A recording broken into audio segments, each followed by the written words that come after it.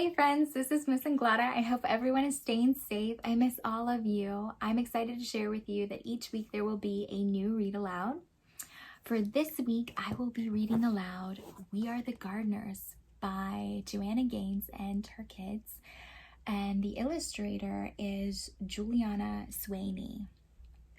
So let's talk about that a little bit. When I say written by, or I say that someone is an author, what does that mean? Can you think of what that means? Do you remember? So that actually means that's the person who's writing the words to the story. They're the ones who are creating the story. Now, when I say illustrator, that person draws all the pictures and, sorry, Charlie's very kissy, draws all the pictures and creates all the images. And just in case if you didn't notice, I do have Charlie with me. He's our special guest for today.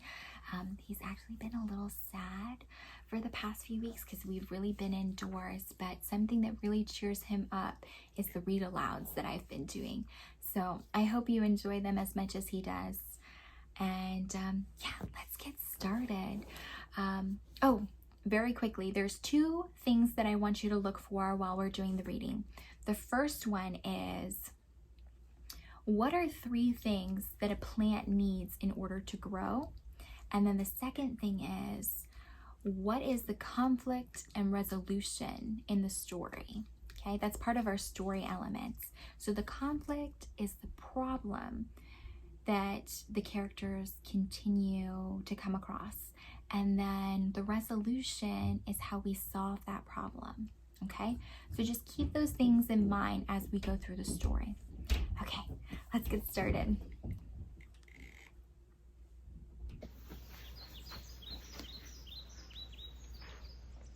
We Are the Gardeners, written by Joanna Gaines and kids, illustrated by Juliana Swaney.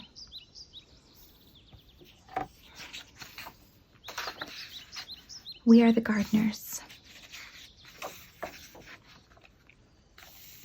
To our dad, you have taught us that we can do hard things and to never give up, even when we fail. We are the gardeners. That's a pretty official title, but we didn't start out this way. Just like our garden, we started small and grew from there. Some say that a garden just grows from seeds, but we think it grows from trying and failing and trying again. A garden is hard work, but so is most of the good, important stuff in life. Our family's garden story began with one small potted fern. Dad stumbled upon it at the hardware store when he ran in for some supplies. He said it was just too cute to leave behind, and he thought it would make Mom smile. And it did.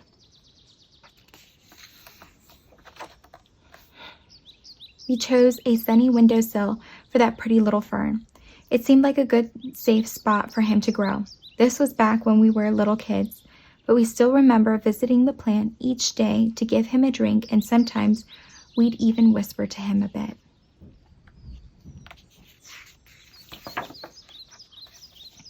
And then, plot twist, out of nowhere, our fern died.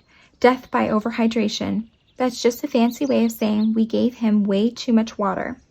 Looking back, each one of us must have watered him every day. That's a lot of drinks for a little plant. By mistake, we loved that plant to death. Some people tell themselves they are no good at something after one small failure, but no chance were we going to give up that easily. So we checked out some books from the library, and we found out that ferns can be tricky and prefer to live in a shady spot. Apparently, a plant's leaves can communicate to us what they're needing. We also learned that most plants have good manners and like to sip, not gulp. Lesson learned.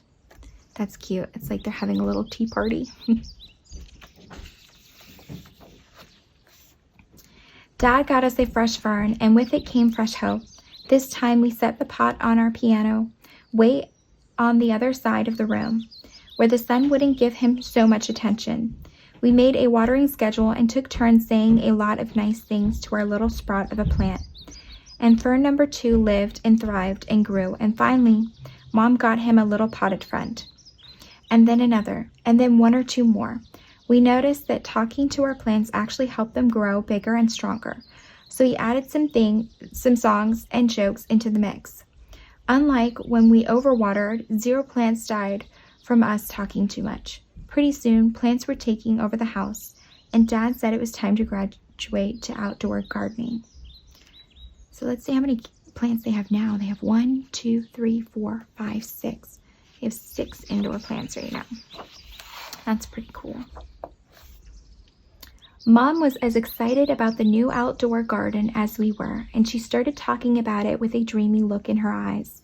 That's when Dad called a family meeting so we would come up with a real plan. That's really pretty. We all gathered around the kitchen table and got to work dreaming, planning, and drawing things out. Oh, they're working as a family.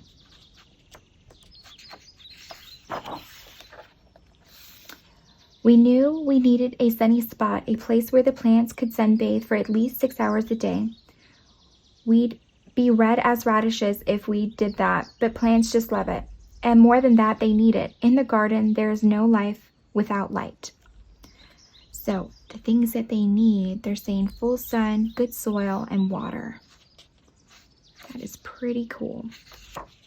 Looks like they're trying to plant corn and radishes and flowers and carrots, lettuce, pumpkins, tomatoes, maybe broccoli, and some snap peas.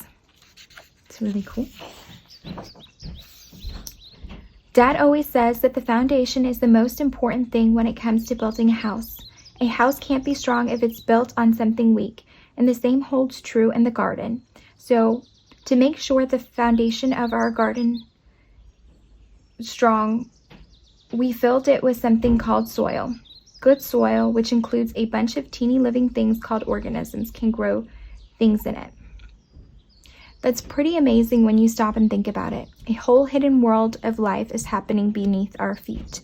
Just because you can't see the good things with your eyes doesn't mean they're not there. And another cool thing about soil is that it feeds and strengthens the seeds we sow. And then, like a miracle, plants and flowers burst out of the ground.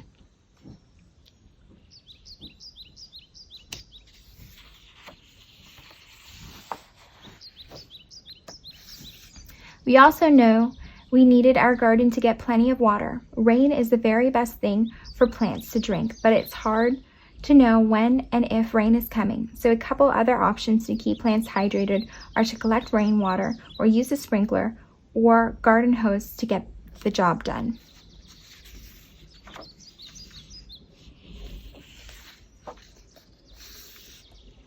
Once we had a location with plenty of sun, good soil, and a watering plan, we got right to work. First things first, seeds. The most fun part of planning out our garden was deciding what to plant. We started with the foods we like to eat, like strawberries and tomatoes, and then we chose some pretty flowers to keep them company. The thing about seeds is that they're everyday miracles. Everything a plant will grow up to be is already hidden inside the seed. We chose flowers like zinnias, sunflowers, and cosmos so that pollinators could visit our garden. Butterflies, hummingbirds, and bees spread pollen around from flower to flower, encouraging even more things to bloom. We like knowing that little helpers are out there in nature working with us to help this garden grow.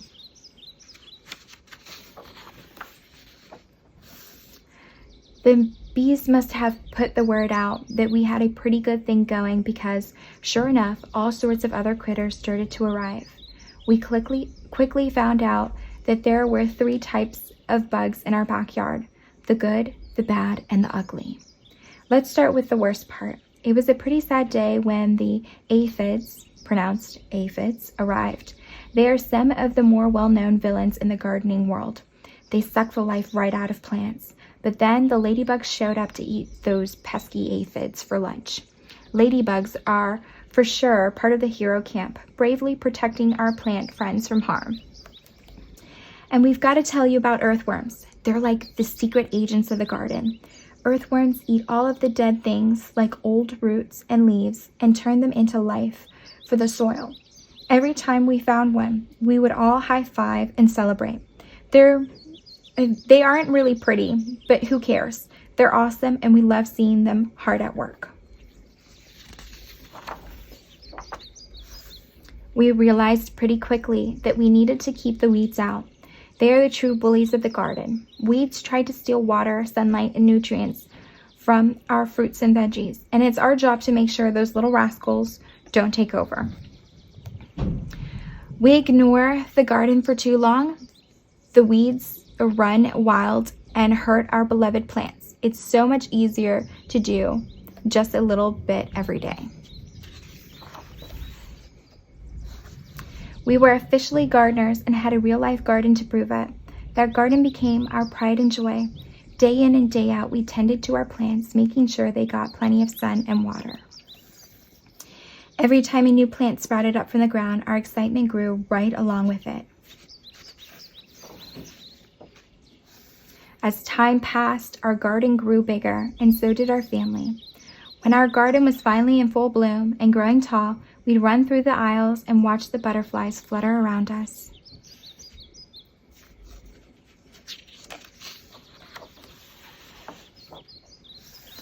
But one day, as we were mid-skip, we noticed some trespassers helping themselves to lunch, and by lunch we mean half of the garden.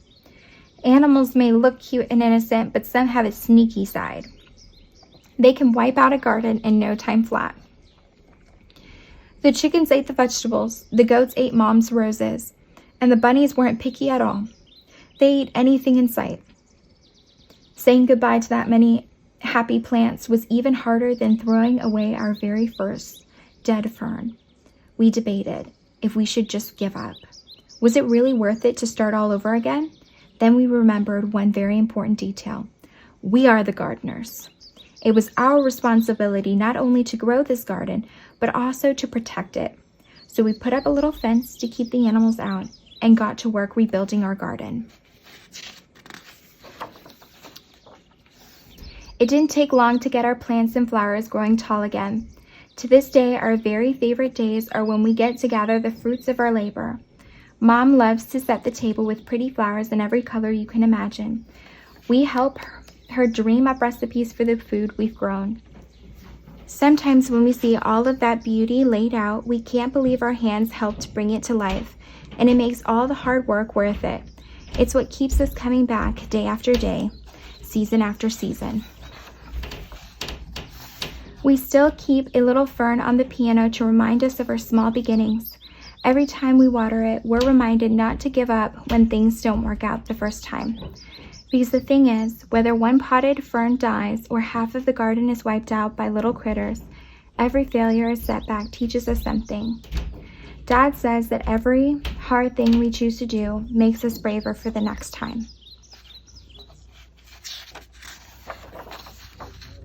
There are so many lessons waiting to be learned and a whole world of gardening ready to bloom.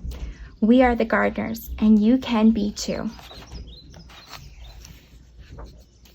And that is the end, my friends. Hey friends, so what did you think about the reading? Did you like it? Thumbs up. Was it okay? Thumbs in the middle. If you didn't like it, thumbs down. Either way, that's okay. I would give this 2 thumbs up. I really enjoyed this story. And so I hope that you guys kept those 2 questions in the back of your mind, because that's something I want to go over with you. So let's begin. What do plants need in order to grow?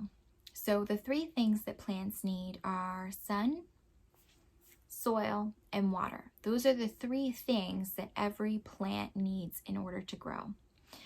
And then the second question was, what is the conflict and resolution of the story? So the conflict of the story was the fact that their plants kept dying. So let's talk a little more about that.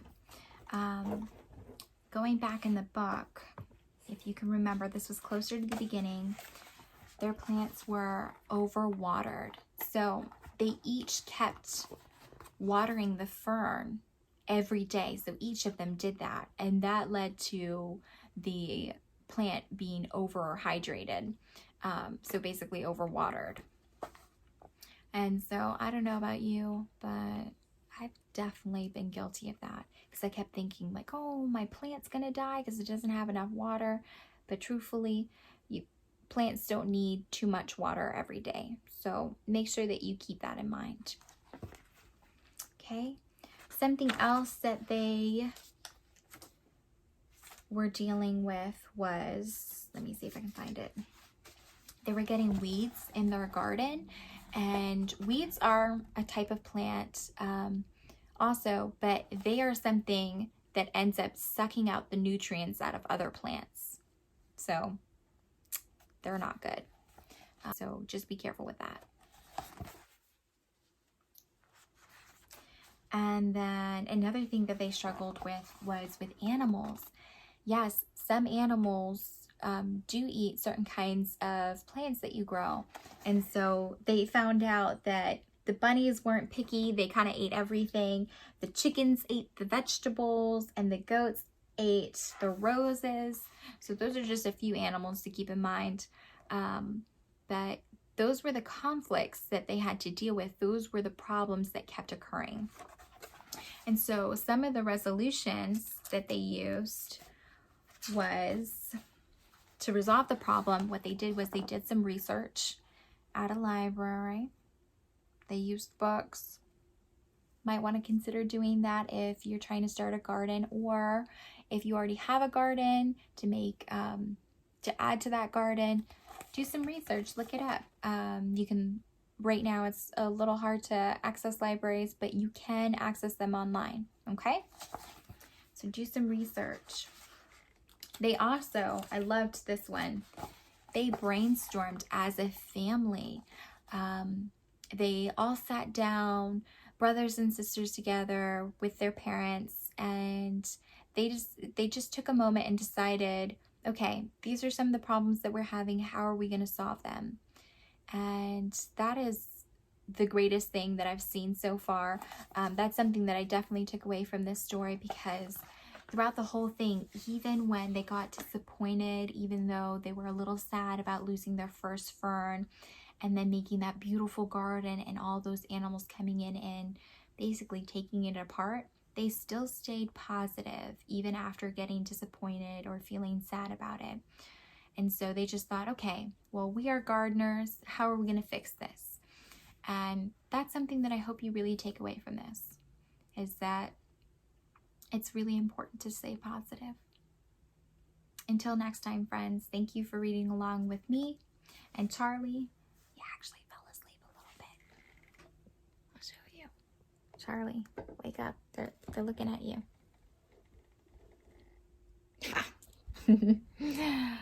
But until next time, friends. Bye.